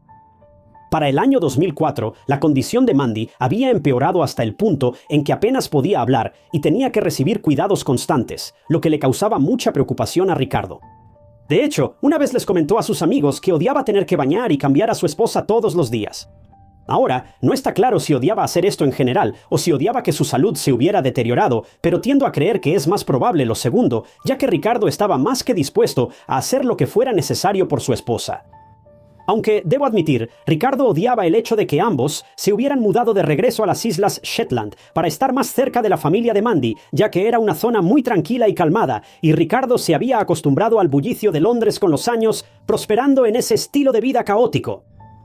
Aquellos con quienes hablaba sobre sus preocupaciones lo tomaban como una señal de que Ricardo seguía muy enamorado de su esposa y que el deterioro de la salud de ella empezaba a afectarlo. Pero hoy en día hay muchas personas que no están de acuerdo con esta opinión. Mira, como Ricardo seguía consumiendo sustancias ilegales durante este tiempo, su comportamiento se volvió cada vez más errático y se cree que empezó a resentir el hecho de que tenía que cuidar a Mandy mientras vivía en una zona relativamente aislada. Para este momento, Mandy había pasado de ser el centro de su mundo a convertirse más en un obstáculo en su camino. Al menos, esa es la opinión de algunas personas que recuerdan la vida de Ricardo. Ricardo ahora se había vuelto propenso a ataques de ira y una trabajadora social reportó que se enojó tanto durante una discusión sobre los derechos de Mandy a los beneficios por discapacidad que abrió un agujero de un puñetazo en una pared de su casa. Pero esto era solo la punta del iceberg. La salud mental de Ricardo solo empeoraría a partir de aquí. Y no pasó mucho tiempo antes de que llegara a un punto de ebullición, y Ricardo, finalmente perdió el control.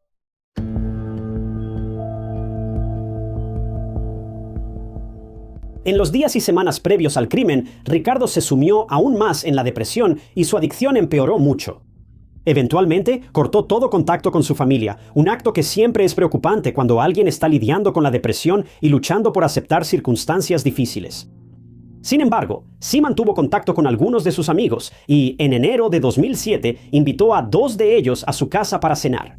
Pero la noche no salió exactamente como se planeó, y Ricardo estuvo actuando de manera extraña toda la noche. Más tarde, los 2 amigos le contarían a los investigadores que Ricardo, en algún momento de la noche, tomó un medicamento no especificado, después de lo cual se puso inquieto y nervioso, lo que les causó bastante preocupación. Agregaron que después de tomar la sustancia, se volvió más animado de lo normal y estuvo caminando por la casa murmurando para sí mismo, en un momento diciendo, «Es una noche maravillosa para un asesinato». Antes de esto, Ricardo había sido, en su mayor parte, el mismo de siempre, feliz y normal, pero ahora apenas podían reconocerlo.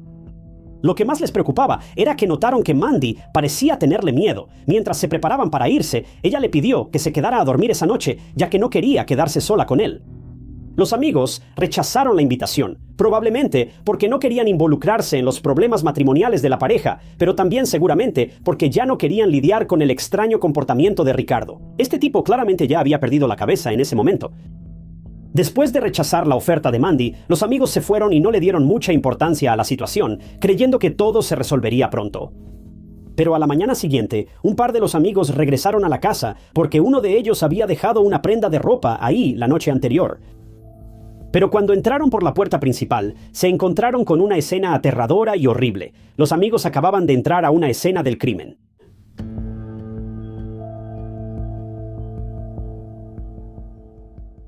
Cuando los amigos entraron a la casa de la pareja, inmediatamente quedaron sorprendidos. Al entrar al vestíbulo de la casa, se encontraron con una escena espeluznante. El perro y el gato de la pareja habían perdido la vida y era evidente que el daño había sido intencional. Los amigos no sabían qué pensar y de inmediato comenzaron a llamar a gritos a Ricardo y a Mandy. Al darse cuenta de que algo andaba muy mal, corrieron al dormitorio de Ricardo y Mandy y se les cayó el alma al suelo. La pareja fue encontrada acostada lado a lado en su cama, ambos fallecidos. Y aquí es donde el caso se vuelve realmente extraño y muchas personas todavía se preguntan cuál fue el motivo de la historia que inventaron los investigadores después de enterarse del fallecimiento de la pareja. Como la familia de Mandy vivía cerca, rápidamente fueron informados de su fallecimiento, aunque pasarían varios días antes de que la familia de Richard recibiera la noticia. Cuando por fin recibieron la noticia, los detalles sonaban como algo sacado de un cuento de hadas. La policía les dijo a ambas familias que Richard y Mandy habían intentado terminar con la vida de Mandy mediante una sobredosis, ya que ella sufría demasiado para seguir adelante, y Richard ya no podía soportar ver cómo la salud de su esposa se deterioraba. Pero trágicamente, el intento falló, y esto dejó a la pareja más deprimida y desesperada que nunca. Los medios informaron que decidieron hacer un pacto que pondría fin al sufrimiento de ambos, e incluso fue calificado como, cito, una verdadera historia de Romeo y Julieta. Fueron retratados como una pareja amorosa que no podía enfrentar el mundo el uno sin el otro y que decidieron que preferían terminar con sus vidas juntos antes que tener que vivir el resto de sus vidas solos. Como se podría imaginar, ambas familias quedaron devastadas al escuchar la noticia, pero aceptaron la versión de los hechos que les ofrecieron los detectives, ya que para ellos no había razón para que les ocultaran la verdad. Pero la cosa es que, con el tiempo, descubrirían que la muerte de la pareja no tuvo nada de romántico, aunque pasaría más de 6 meses después del incidente, antes de que la verdad finalmente fuera revelada al público.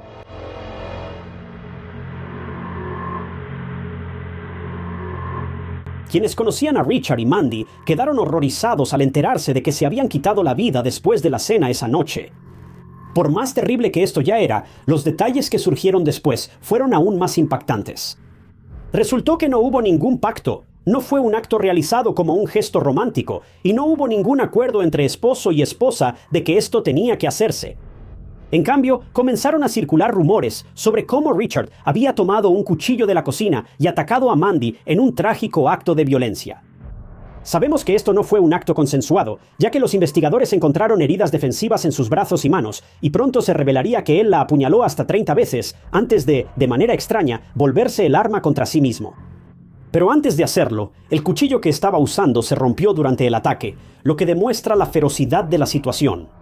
Imagina la cantidad de fuerza que se necesita para romper una hoja de metal.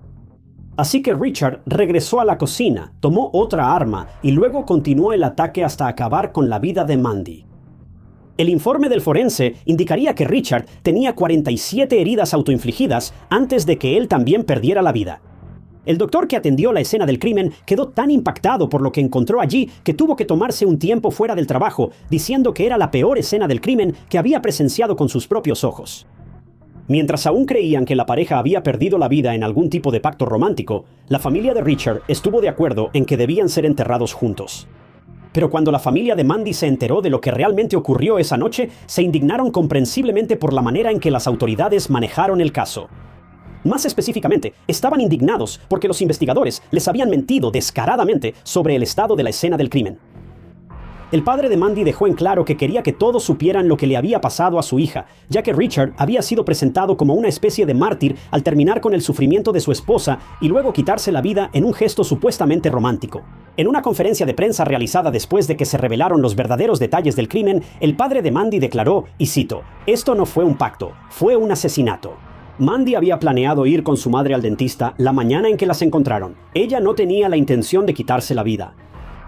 Tras estas revelaciones, la madre de Richard habló con el periódico Sunday Times y, sorprendentemente, arremetió contra Mandy y la familia de Mandy, revelando que nunca le agradó Mandy desde el principio.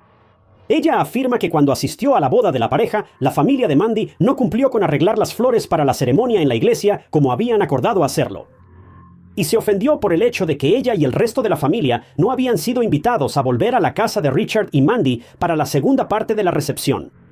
Ahora, esto puede sonar como disputas insignificantes entre la novia y la familia del novio, y esto es algo común, ¿verdad? Pero esa no es toda la historia. La madre de Ricardo agregó que Mandy era una persona muy difícil de tratar, diciendo que criticaba enseguida a Ricardo cuando él estaba haciendo algo con lo que ella no estaba de acuerdo. Ella afirma que Mandy se negaba a lavar el uniforme de cricket de Ricardo porque no le caían bien las esposas de los otros jugadores. También criticaba la forma en que él fue criado, así como las escuelas a las que asistió. La madre de Ricardo también dice que tenía que andar con pies de plomo alrededor de Mandy porque era muy volátil y perdía el control ante la mínima mención de algo con lo que no estuviera de acuerdo. Pero de nuevo, esto fácilmente podría atribuirse a que a la madre del novio no le caía bien la novia. Una vez más, esto es algo muy común. También cabe mencionar que el resto de la familia de Richard no necesariamente estaba de acuerdo con las declaraciones de su madre, solo para agregar un poco de contexto. De hecho, el resto de la familia de Richard quería a Mandy tanto como él. Pero aún así se pone peor. Según la señora Horn, Richard y Mandy habían estado consumiendo sustancias ilegales en los meses previos al incidente. Mandy lo había estado haciendo para aliviar el dolor que sentía, ya que su salud estaba empeorando. Y Ricardo finalmente se unió para sobrellevar la inminente pérdida de su esposa. Y aunque la mayoría de nosotros quizá no estemos de acuerdo con esta decisión, hay que admitir que es algo comprensible. Varios amigos de la pareja contactaron a la familia de Richard después de que finalmente se reveló la verdad sobre el crimen, diciendo cuánto les agradaba Mandy y lo difícil que les resultaba aceptar cómo Ricardo pudo haber cometido un crimen tan violento e inesperado. Esta desgarradora tragedia tomó a todos completamente por sorpresa. Y considerando cuántas personas hablaban con cariño de la pareja, de hecho, incluso 2 de sus amigos que cenaron en su casa esa noche no podrían haber predicho que esto estaba a punto de suceder. Bueno, fue un shock para todos. Ahora, obviamente, ha habido muchas personas que critican cómo la policía manejó este caso. Obviamente, no tiene sentido mentirle a la familia sobre lo que realmente sucedió aquí. Es comprensible que tal vez quisieran evitarle a la familia el dolor y la carga de saber cómo ocurrió realmente el crimen, pero esa carga le correspondía a la familia. No le corresponde a la policía decidir quién puede lamentar una pérdida o cómo la lamenta. Cuando los medios le preguntaron sobre esto en entrevistas, la policía de Shetland defendió la manera en que manejaron el caso, diciendo que cualquier sugerencia de que intentaron ocultar ciertos detalles del crimen a los miembros de las dos familias o al público era completamente infundada. Sin embargo, nadie ha podido explicar por qué las muertes de Richard y Mandy fueron retratadas como un pacto romantizado para acabar con sus propias vidas, cuando claramente no fue así. Es obvio solo por esta declaración que la policía simplemente está mintiendo descaradamente. Cuando se estaban haciendo los preparativos para enterrar a Richard y Mandy, las hermanas de Richard, Kay y Mary Ann, revelaron lo que pensaban sobre el horrible crimen y los eventos que lo precedieron. Ellas creían que Richard había comenzado a distanciarse intencionalmente de su familia, ya que llevaba bastante tiempo planeando acabar con la vida de Mandy y la suya propia. También especularon que él solo hizo esto para fortalecer su determinación, de lo contrario, no habría sido capaz de llevar a cabo sus planes. Básicamente, si hubiera mantenido contacto con su familia durante los meses previos al crimen, podría haber sentido demasiada culpa y no habría sido capaz de hacerlo realmente. Hablando con un reportero, también sugirieron que el regreso a las Shetland habría jugado un papel importante en el estado mental de Richard y que habría aumentado sus sentimientos de desesperación. Richard obviamente no quería estar ahí, y esto era más que evidente. Ahora, cabe señalar que cuando las hermanas hicieron estas declaraciones, todavía tenían la impresión de que la pareja había decidido quitarse la vida juntos voluntariamente. Así que, aunque sabían que Richard le había quitado la vida a Mandy, en ese momento no sabían que lo había hecho en contra de su voluntad. Solo sería cuando viajaron a las Shetland para el funeral que les informaron sobre los hechos reales que ocurrieron. Al final, nadie sabrá realmente qué pasaba por la mente de Richard cuando decidió terminar con la vida de Mandy, así como con la suya propia. Pero este caso demuestra que la vida de cualquiera puede cambiar irrevocablemente en cualquier momento. Y depende de cada uno de nosotros decidir cómo enfrentamos esos cambios. En algún momento de nuestras vidas, todos vamos a recibir malas noticias, pero eso no significa que tengamos que llegar tan lejos como lo hizo Richard para intentar arreglar las cosas. No es nuestro trabajo jugar a ser Dios. Nuestro trabajo es hacer lo mejor que podamos con lo que tenemos. Al leer las declaraciones de personas que conocían a la pareja, queda claro que nunca hubo duda de que realmente se amaban. ¿Pero qué llevó a Richard a cometer un crimen tan impensable? Bueno, puede que nunca lo sepamos. Algunas personas creen que lo hizo porque el sufrimiento de Mandy se había vuelto demasiado para él, mientras que otros piensan que pudo haber estado en medio de una psicosis debido a las sustancias que estaba usando. La verdad es que simplemente no lo sabemos.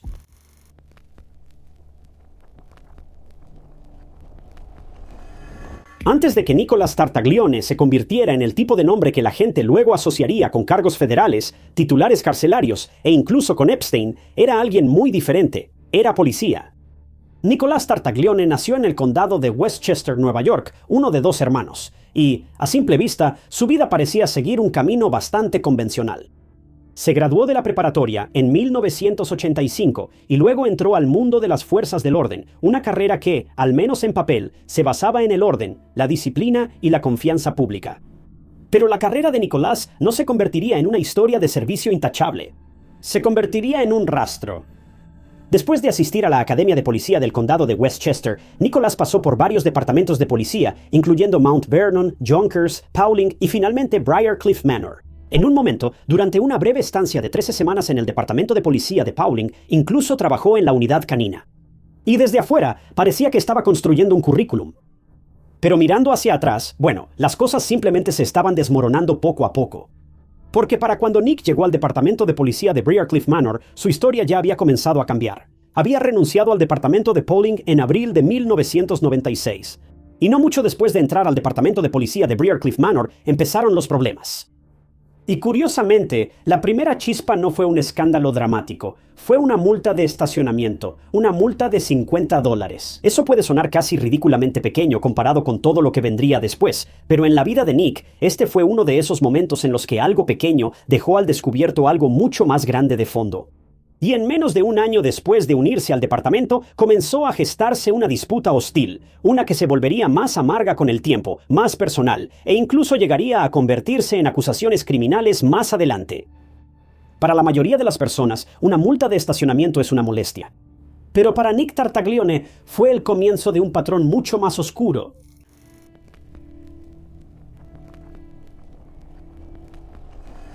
En marzo de 1997, Nick Tartaglione estaba en lo que debería haber sido una patrulla ordinaria. Notó un auto con una placa vencida y le puso una multa de $50. Y bajo circunstancias normales, ahí habría terminado todo. Una infracción menor, una parada de rutina, algo que la mayoría de la gente pagaría, impugnaría o simplemente olvidaría. Pero el hombre que era dueño de ese auto no era alguien que simplemente dejara pasar las cosas en silencio. Su nombre era Clay Tiffany.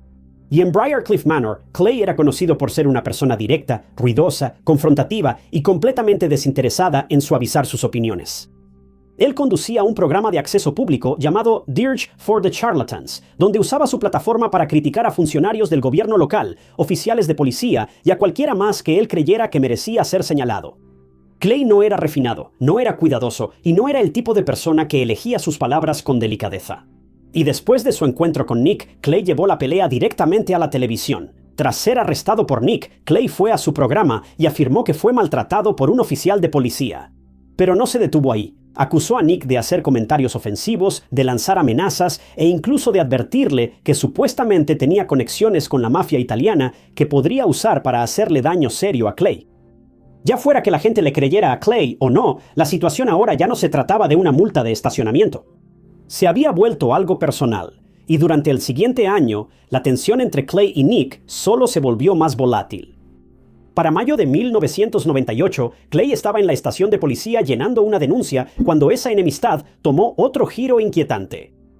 Según Clay, él estaba sentado en su auto cuando Nick simplemente apareció de repente, lo obligó a salir, se lo echó al hombro y luego lo metió a la estación de policía.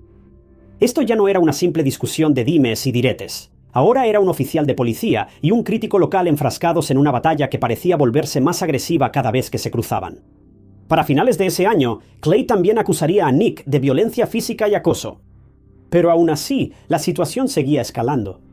Ahora es mayo de 1999 y Nick estaba arrestando a Clay una vez más, esta vez después de que Clay supuestamente le gritara a un transeúnte mientras entraba al estacionamiento de un edificio municipal. Fue acusado de alteración del orden público y de resistirse al arresto. Clay finalmente fue declarado culpable de uno de esos cargos, aunque esa condena sería revocada más tarde. Pero incluso eso no fue el final. Ese mismo año, Clay fue acusado de acosar a Nick. Ahora, Nick afirmó que Clay lo había estado siguiendo y haciendo llamadas telefónicas amenazantes a su padre. Pero la cuestión es que, dependiendo de a quién le preguntaras, cada hombre afirmaba ser la víctima del otro. Pero luego llegó julio. Clay había ido al parque Scarborough después de nadar como de costumbre en el río Hudson. Una vez más, se cruzó con Nick. Y una vez más, el enfrentamiento se volvió físico. Esta vez, Nick lo arrestó por agredir a un oficial de policía, resistirse al arresto y allanamiento. Pero cuando todo se calmó, las lesiones no parecían iguales. Clay resultó herido de gravedad y tuvo que ser hospitalizado. Nick, por otro lado, solo terminó con una mano fracturada. Y luego Nick fue aún más lejos. Presentó una demanda por $12 millones contra Clay, acusándolo de dañar su reputación. Para este punto, esa multa original de $50 por estacionamiento parecía casi imposible de creer. Lo que comenzó con una calcomanía de inspección vencida se convirtió en arrestos, acusaciones, denuncias de acoso violento, demandas, visitas al hospital y una enemistad tan intensa que las autoridades externas eventualmente tuvieron que intervenir. El FBI y el fiscal del distrito del condado comenzaron a investigar a Nick por posible brutalidad. Pero incluso después de que Clay afirmara esto, e incluso después de las lesiones visibles que había sufrido, los investigadores no pudieron encontrar suficiente evidencia para lograr una condena. Para Clay, eso parecía imposible, porque desde su perspectiva, las pruebas estaban por todo su cuerpo. Aún así, la carrera de Nick comenzaba a resquebrajarse. En agosto de 1999, fue suspendido de la fuerza policial y acusado de perjurio en primer grado. Una vez que fue suspendido, los cargos pendientes que había presentado contra Clay se retiraron automáticamente.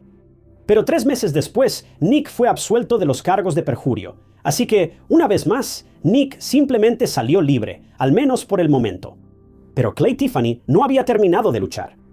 Para el año 2000, después de años de arrestos, amenazas, lesiones, acusaciones, de todo, Clay presentó su propia demanda contra Nick. Y esta vez, el caso no desapareció así nada más. 3 años después, Clay salió victorioso. Nick llegó a un acuerdo con él por $2 millones. Para Clay, ese acuerdo finalmente cerró uno de los capítulos más duros y agotadores de su vida. La multa de estacionamiento de $50 se convirtió en años de caos, pero al final logró sobrevivirlo. Ahora, para Nick, sin embargo, la historia estaba lejos de terminar porque no mucho después estuvo involucrado en un accidente que lo llevó a retirarse del departamento de policía. Le otorgaron una pensión por discapacidad, dejó atrás el trabajo policial y pasó a una vida completamente distinta. Al principio, casi parecía un extraño intento de reinventarse, pero Nick comenzó a trabajar como peluquero de perros y luego abrió un refugio de animales. Y en 2015 compró un terreno en Otisville, en el condado de Orange, y lo usó para albergar animales rescatados, principalmente perros y caballos. En apariencia, parecía que el exoficial había cambiado el conflicto por un terreno tranquilo, animales y un nuevo comienzo. Pero esa versión de Nick Tartaglione no era toda la verdad. Porque, según lo que los investigadores descubrirían más tarde, después de dejar el trabajo policial, Nick no se perdió sin más en la jubilación. Él se metió en algo mucho más oscuro, y esta vez las acusaciones no serían sobre una multa de estacionamiento, un presentador de televisión local o una pelea fea con un solo hombre. Se trataban de drogas y finalmente de asesinato.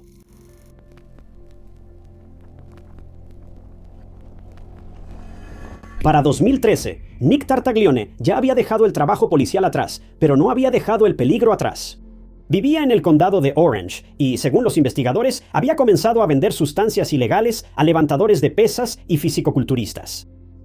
Al principio parecía una operación pequeña, pero con el tiempo su círculo creció hasta incluir a Joseph Biggs y Gerard Benderoff, 2 hombres que se volverían centrales en lo que sucedió después. Luego, en 2015, Nick contrató a un hombre llamado Marcos Cruz para que cuidara su terreno agrícola, ese mismo terreno que usaba para refugiar a los animales rescatados. A través de Marcos, Nick conoció a Martín Luna, quien trabajaba para una empresa constructora propiedad de Jason Sullivan. Y Martín vivía en Florida en ese momento, pero su conexión con Jason acabaría metiéndolo de lleno en el mundo de Nick. A partir de ahí, según los investigadores, la operación cambió. Nick se convirtió en el financista de una red de tráfico de drogas. Martín se suponía que debía conseguir las drogas de los cárteles mexicanos y llevarlas a Texas, y supuestamente la casa de Jason se usaba para almacenarlas. Y de ahí, el producto se movería y vendería a través de su pequeña red. Por un tiempo, el acuerdo parecía funcionar, pero a finales de 2015, todo empezó a colapsar. Según el caso, Martín se suponía que debía usar el dinero de Nick para comprar las drogas, pero supuestamente el proveedor desapareció con $200,000. Los $200,000 de Nick. Martín no tenía las drogas que mostrar a cambio, no tenía el dinero. Y durante los siguientes meses, simplemente evitó a Nick. Pero Nick no era el tipo de hombre que aceptaba tranquilamente ser ignorado. Él creía que Martín le debía y quería que le devolviera el dinero de una forma u otra. Finalmente, Nick supuestamente ideó un plan. Le pidió a Jason Sullivan, Joseph Biggs y Gerard Benderoff que lo ayudaran a atraer a Martín al bar de su hermano en Chester, Nueva York. El bar se llamaba Liquid Lounge. La idea era llevar a Martín allí, acorralarlo y obligarlo a devolver ese dinero. El 10 de abril de 2015, el plan se puso en marcha. Jason, quien era el jefe de Martín en el negocio de la construcción en Nueva York, le pidió a Martín que se encargara de una serie de presupuestos en el condado de Orange, y Martín pasó el día haciendo exactamente eso. Y luego Jason le dijo que lo encontrara en Liquid Lounge. Pero Martín no llegó solo. El 11 de abril fue visto por última vez en el área de Chester con otros 3 hombres, sus sobrinos, Miguel de 25 años, Urbano de 35 años y Héctor de 45 años. Los 4 hombres viajaban en una Chevrolet Equinox y el último contacto conocido del grupo fue alrededor de las 5 p.m. cuando Miguel habló con un familiar. Después de eso, los 4 hombres desaparecieron. Según los fiscales, Martín, Miguel, Urbano y Héctor llegaron a Liquid Lounge poco después de las 5 en punto p.m. Y cuando entraron se encontraron con Jason, Joseph y Gerard. Esta no fue una reunión casual. Fue una emboscada. Joseph y Gerard sujetaron a los 4 hombres y todos esperaron a que llegara Nick. Cuando llegó, exigió el dinero que creía que Martín le debía. Pero Martín obviamente no lo tenía. Tampoco tenía las drogas y no tenía una solución. Y en ese cuarto, rodeado por los hombres que habían ayudado a atraerlo hasta allí, no tenía a dónde ir. Luego, según los fiscales, Martin fue asesinado dentro del Liquid Lounge mientras los demás miraban. Pero de alguna manera, eso aún no era el final. Luego, el cuerpo de Martin fue cargado en la parte trasera de la camioneta de Nick, y después, los 3 hombres restantes, Miguel, Urbano y Héctor, fueron llevados a la granja de Nick en el condado de Orange, la misma tierra donde ayudaba a los animales rescatados. Esa misma tierra que a simple vista parecía un lugar de cuidado y segundas oportunidades, pero que esa noche se convirtió en algo completamente diferente. Una vez que llegaron, Nick, Joseph y Gerard se armaron. Y ahí, los fiscales afirman que los 3 hombres restantes perdieron la vida. Después, los cuerpos de las 4 víctimas fueron colocados en un gran hoyo en la propiedad, y todo esto, según el caso, fue por dinero, una deuda, una trampa y 4 hombres que nunca regresaron a casa. 4 días después, se reportó la desaparición de los 4 hombres. Y los investigadores pronto encontraron la Chevrolet Equinox, abandonada de Urbano, cerca del Liquid Lounge. Luego, obtuvieron las grabaciones de vigilancia del bar, y esas grabaciones empezaron a contar la historia. Mostraba a los hombres desaparecidos entrando al bar con miembros del grupo de Nick. Mostraba a Nick echando su camioneta en reversa cerca de la entrada, y mostraba a los hombres cargando algo inusualmente grande y pesado en la parte trasera. Los registros de teléfonos celulares ubicaron a los hombres en esa misma área, acotando aún más la cronología. Pero el verdadero avance llegó cuando la policía se centró en Marcos Cruz, el hombre que le había presentado a Martin a Nick. Marcos finalmente llevó a los investigadores al lugar de entierro en la propiedad de Nick. El 19 de diciembre de 2016, Nick Tartaglione fue arrestado. Fue acusado de homicidio cuádruple, secuestro y participación en una conspiración de narcóticos, además de tráfico de drogas. En 2017, Joseph y Jason también fueron arrestados. Gerard falleció posteriormente al quitarse la vida antes de que pudiera ser detenido. Este caso se prolongó durante años. Jason Sullivan fue finalmente sentenciado a 10 años y Joseph a 16. Y después de una larga serie de retrasos, Nick fue declarado culpable de todos los cargos y fue sentenciado a 4 cadenas perpetuas consecutivas. Al final, Nick ya no parecía un ex policía que simplemente había perdido el rumbo. Parecía un hombre que había llevado la violencia consigo a donde fuera, desde la placa hasta el narcotráfico y hasta un tranquilo terreno agrícola donde nunca se suponía que encontrarían a 4 hombres. Pero si puedes imaginarlo, la historia de Nick Tartaglione aún no había terminado, porque mientras estaba encerrado tras los muros de la prisión, se hizo cercano a alguien de quien casi todos hemos oído hablar. Un delincuente de poca monta llamado Jeffrey Epstein.